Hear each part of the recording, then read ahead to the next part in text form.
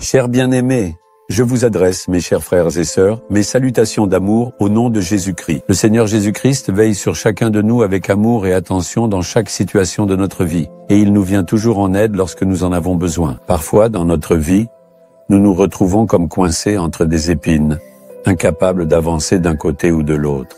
Un problème surgit à la maison, un autre au bureau, encore un autre dans les affaires, et même dans le service, il y a des problèmes internes et externes. Les difficultés sont partout. Peut-on vraiment trouver la paix dans de telles circonstances? C'est comme être pris au milieu des épines, sans pouvoir bouger dans aucune direction. Vous dites que c'est comme ça? À ce sujet, vous savez, il y a un mot dans la Bible. Regardez, dans le livre du prophète Ézéchiel, chapitre 28, verset 24, dans l'Ancien Testament. « Alors elle ne sera plus pour la maison d'Israël, une épine qui blesse, une ronce déchirante parmi tous ceux qui l'entourent et qui la méprisent. » Désormais, cela n'existera plus. Des épines, des ronces qui piquent de tous côtés. Si l'on se trouve au milieu des épines, il est impossible de bouger. Elles piquent, n'est-ce pas? Eh bien, les ronces entre les épines, c'est un type particulier d'épines. Savez-vous ce que ces épines symbolisent? Elles représentent la malédiction. Au début, lorsque le Seigneur a créé le monde et tout ce qu'il contient pour l'homme, il n'a pas créé les épines. Il a créé de bons arbres fruitiers, des fleurs, des sources d'eau, de grandes rivières, de magnifiques régions montagneuses. C'est ainsi que le Seigneur a façonné le monde. Les herbes médicinales aussi. C'est ce que dit la Bible, mais le Seigneur n'a pas créé les épines. Nous voyons dans la Bible que la malédiction est venue parce que l'homme a péché. C'est à cause de cette malédiction que les épines ont commencé à pousser. Ces épines symbolisent la malédiction et parfois même on a l'impression d'être au milieu de ces épines. Ça pique de tous les côtés. Vous vous demandez peut-être si la vie elle-même est comme ça. Il se peut qu'une sorte de malédiction entoure votre vie. Pour nous délivrer de cette malédiction, Jésus est, en effet, devenu lui-même malédiction sur la croix et il a versé son sang pour nous. Pour cela, vous devez accomplir une chose importante. Regardez ici. Ce verset est écrit en tant que commandement principal. Imaginez-le, juste un instant. À l'époque de l'Ancien Testament, Dieu a donné les 10 commandements au peuple d'Israël par l'intermédiaire de Moïse. Ce sont des commandements particuliers, donnés spécifiquement au peuple d'Israël.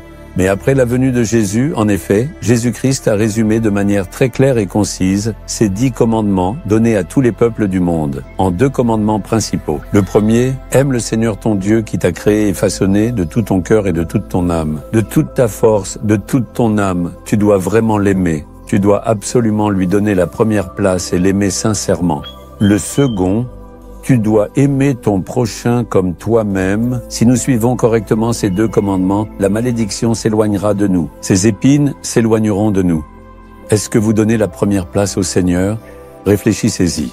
Nous ne faisons appel à lui que pour nos besoins. Nous nous servons de lui. Nous faisons en sorte qu'il n'ait pas de place dans notre vie. Alors, avec tout ton cœur, aime le Seigneur en disant « Tu es tout pour moi. Sans toi, il n'y a rien, Seigneur. Tu dois être présent dans mon entreprise, dans ma famille, dans mon ministère, dans mon travail. Tu dois être présent dans tous les aspects de ma vie. C'est à toi que revient la première place. C'est toi que j'aime le plus. Donne cet amour, ce premier amour au Seigneur et accorde-lui la première place. Alors toutes ces malédictions s'éloigneront. Deuxièmement, l'amour envers les autres.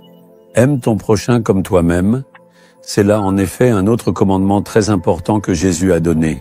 Car c'est à travers les hommes que la malédiction peut entrer dans notre vie. Si quelqu'un est blessé à cause de vous, ça peut amener une malédiction. Si vous faites pleurer quelqu'un, cela peut attirer l'effet de la malédiction. Si vous trompez quelqu'un, sa tristesse peut parfois amener la malédiction sur vous. Donc, lorsque vous blessez les autres, cela se manifeste comme une malédiction. C'est pourquoi, commencez à aimer les autres comme vous vous aimez vous-même, et l'effet de la malédiction s'éloignera.